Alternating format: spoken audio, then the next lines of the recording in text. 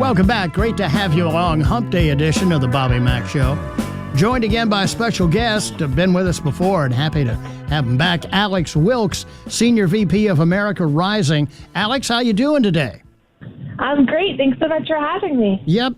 This is, to my perspective, Alex, a gift from heaven to have, with the Democrats having retaken the House in November last, to have Alexandria Ocasio-Cortez, to have Ms. Tlaib, to have Ms. Omar, all these people out in front pushing the socialist Marxist agenda. And as a result, the baker's dozen or so that we have of Democrat candidates now are busily racing to get further left than the next person.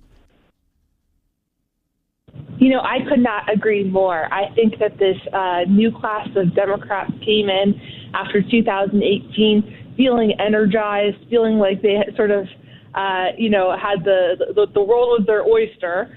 And I think that it's really pulled the Democratic field all the way to the left, even though they were already headed in that direction. Sure. And it's also creating some headaches for party leadership and Nancy Pelosi as she seeks to sort of rein in this runaway train. I think that I couldn't agree more that this has been a real boon for Republicans, because now all of a sudden we're not talking about sort of the latest, Trump news of the day. We're talking about the fact that Democrats want to ban hamburgers. Yeah. Right. When normal people are presented with these things, they're going to say this is crazy. What kind of Democratic Party is this?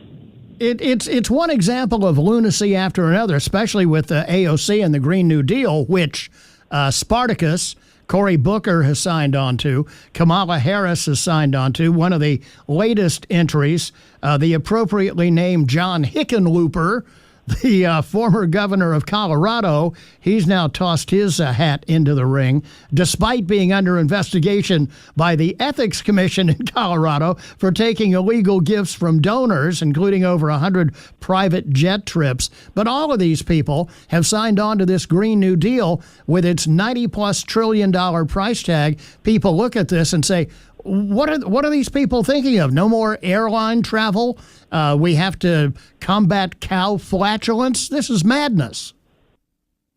Well, that's exactly right. And I think that, as the Democrats are trying to position themselves to be a credible alternative to President Trump, these sort of moves make them, totally discredits them in the eyes of the American people. Because we know right now that even though there's 1 million people running for president on the Democratic side, and we're following their movements incessantly at America Rising, we're tracking them, we're researching them. Right.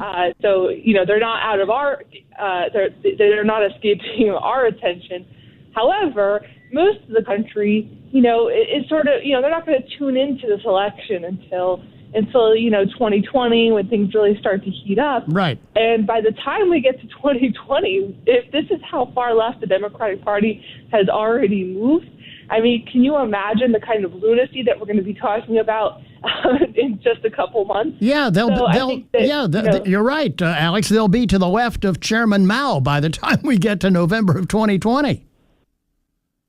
Yeah, I mean, it's almost unbelievable to think about what kind of things we could be talking about come then. So I urge them to continue. Let's talk about banning more meats.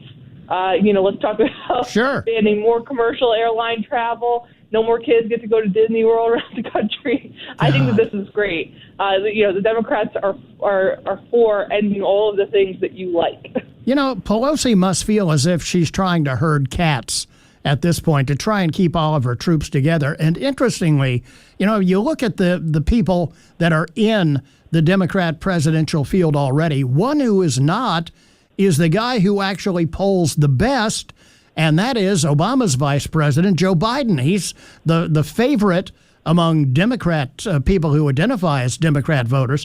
29% of them say that they would support a Biden candidacy, and yet he's too old or too white or certainly not far left enough for them. Well, that's sort of the perennial Biden question. Will he run in or won't he? And if he does run, is he liberal enough for this Democratic primary base? Right. And I think that the jury is still out on that question, because we see how far out to the left they're moving.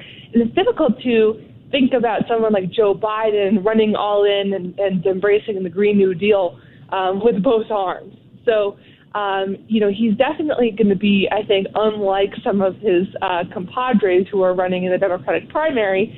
And I think that the landscape has really changed since the 2016 elections. Yeah.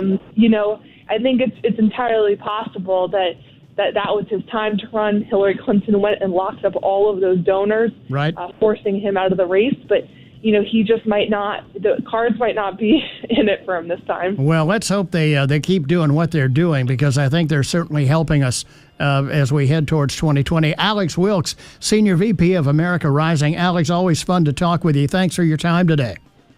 Thanks for having me anytime. You bet.